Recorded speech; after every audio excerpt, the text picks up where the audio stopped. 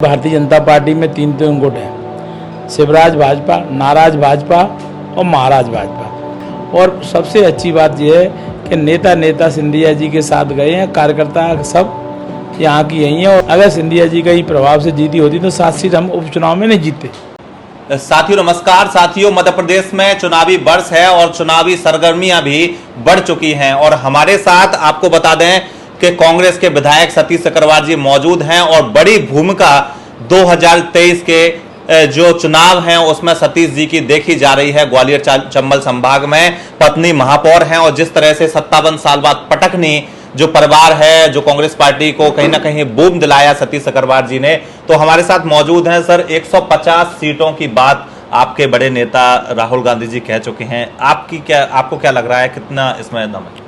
देखो, मैं कहना चाहता हूं कि जो चुनाव होगा 2023 में विधानसभा का, उसमें माननीय राहुल जी ने 150 सीटें कही हैं। मैं कहता हूं कि 165 की लगभग सीटें मध्य प्रदेश में कांग्रेस पार्टी की आएंगी, क्योंकि जनता अब पूरी तरह समझ चुकी है।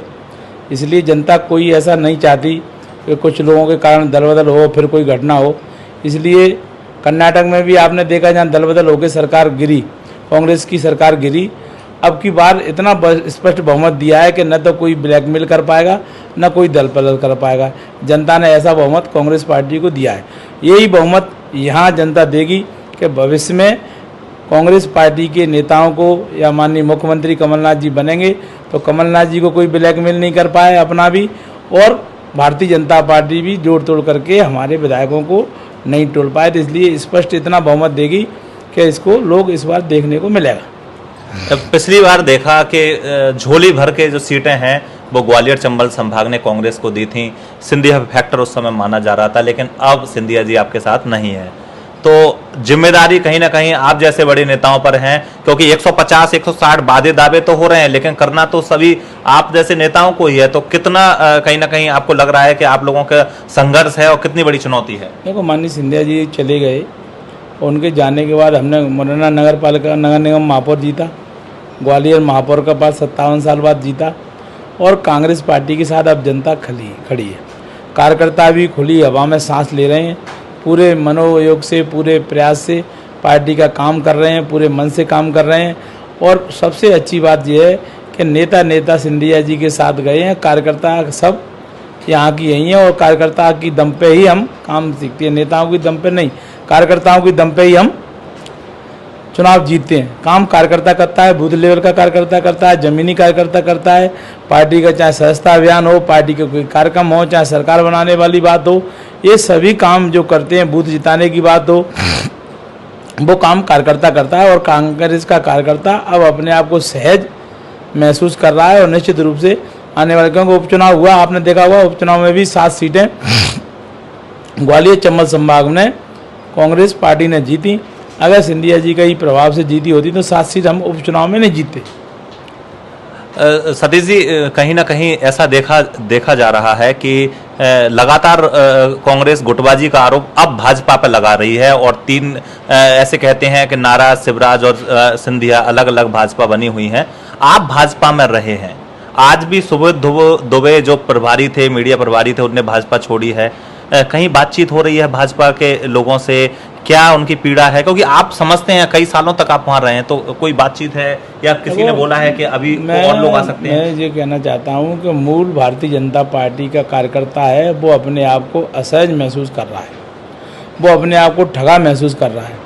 जिस प्रकार से अतिक्रमण पार्टी पर हुआ है, आज भारतीय जनता पार्टी में तीन गुट हैं, शिवराज भाजपा, नाराज भाजपा और महाराज भाजपा। ये तीनों भाजपा यहाँ काम कर रही हैं, और उसमें आपसी द्वंद्व है, एक दूसरे को नीचा दिखाना, एक दूसरे को पटक नहीं देना, ये सब चीज़ चल रहा है। इसमें आम कार्यकर्ता है, जो मूल कार्यकर्ता है, उसका नुकसान हो रहा है। तो निश्चित रूप से इसका भुगतान खामियाजा आने वाले समय में भारतीय जनता पार्टी को भुगतना पड़ेगा।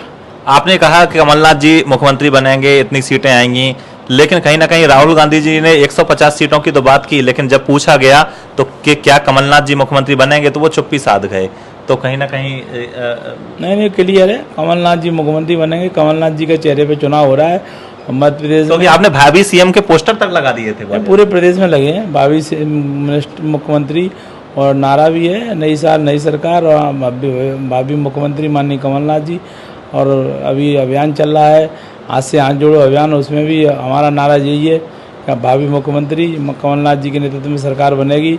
100 रुपये में 100 यूनिट बिजली 100 यूनिट बिजली निःशुल्क मिलेगी, 200 यूनिट बिजली आधी कीमत पे मिलेगी। और हर बहना को हमारी जो नारी शक्ति है, नारी सम्मान योजना के माध्यम से 1500 रुपये हर नारी को मिलेंगे और 500 रुपये में गैस सिलेंडर मिलेगा। ये तमाम सारी जो वचन दिया है कमलनाथ जी ने, वो कमलनाथ जी की सरकार में पूरे होंगे। मुझे उम्मीद है कि पहली कैबिनेट बैठक में ये सब चीज़ें पूरी होंगी। ऊर्जा मंत्री ने तो ये कहा है कहीं ना कहीं हसीन सपने राहुल गांधी जी देख रहे हैं और 150 से ज्यादा सीटें तो भाजपा की आ रही हैं। तो ऊर्जा मंत्री का पुराना बयान मैं आपको दिखा दूंगा। ऊर्जा मंत्री कह रहे थे कि हमगाई खरीद फरोख्त की वो हो रही है, हमें और मैं बिकने वाला नहीं हूँ। आपने भी सुना होगा उनका स्टेटमेंट। बिकने से कुछ दिनों पूर्व उन्होंने स्टेटमेंट दिया था कि भारतीय जनता पार्टी हमको प्रलोभन दे रही है, खरीदने का प्रयास कर रही है, लेकिन हम बिकने वाले नहीं हैं। लेकिन तो उनका फिर वो चले गए, तो इसका मतलब क्या हुआ? उनका कथन नहीं और करनी में बहुत अंतर है।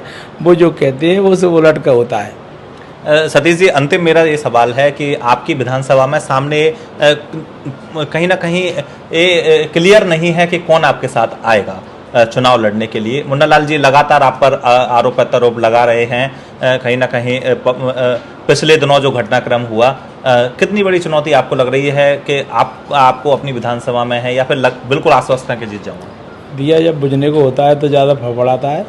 इसलिए जब किसी के हाथ से ज़मीन चली जाए और वो सोचते हैं कि मैं विधायक बन गया और ये क्या हो गया, मेरी विधायकी भी चली गई और मैं कहीं का नहीं रहा, तो ये सब 15 महीने का जो उन्होंने पाप किया 15 महीने में, उसका परिणाम है। अब भविष्य में उनके लिए कोई दरवाजे नहीं खुलेंगे और उनके लिए सारे दरवाजे जनता ने बंद कर दिए हैं।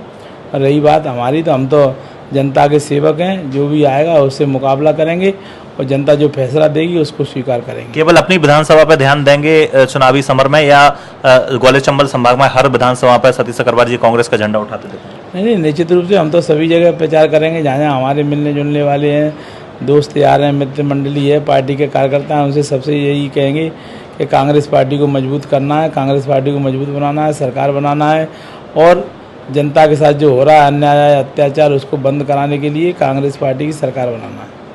सिंधिया जी के खिलाफ सतीश जी लगातार जो भाजपा के लोग हैं वो कहीं ना कहीं रह के बयानबाजी कर रहे हैं। अभी केपी यादव ने भी कई बयान दिए। क्या लग रहा है आपको, कहीं ना कहीं कांग्रेस के लिए आसान हो जाएंगी चीज़ें जिस तरह से भाजपा में चल रही हैं? देखो, ऐसा है कि जब अन्याय होता है तो अन्याय के खिलाफ लोग उठ खड़े होते हैं। ये चंबल का क्षेत्र है पूरा, यहाँ शुरू से अन्याय के खिलाफ लड़ने वाले पैदा हुए हैं। पहले उनको बागी कहते थे, आज भी वो बागी, अब वो हथियार नहीं उठा रहे, लेकिन आज भी वो राजनीतिक क्षेत्र में बागी पैदा हो रहे हैं और भारतीय जनता पार्टी में कई बागी पैदा हो गए हैं और आने वाले समय में वो भारतीय जनता पार्टी का सुपड़ा साफ करेंगे। साथियों, सतीश सकरवार जी हमारे साथ थे, विधायक ग्वालियर पूर्व विधानसभा से, और आपको बता दें कि बिल्कुल आश्वस्त हैं और कहीं ना कहीं राहुल गांधी ने तो 150 सीटों का वादा दावा किया है, लेकिन सतीश जी कहते नजर आ रहे हैं कि 150 नहीं, 150 से भी ज्यादा सीटें जो कांग्रेस पार्टी है वो जीतेगी और मुख्यमंत्री कमलनाथ जी बनेंगे। हमारे साथ सतीश जी थे। हम लगातार चुनावी समर में सतीश जी से बात करते रहेंगे और लगातार जो घटनाक्रम घट रहे हैं उन पर भी सतीश जी से चर्चा करेंगे। बहुत बहुत धन्यवाद सतीश जी।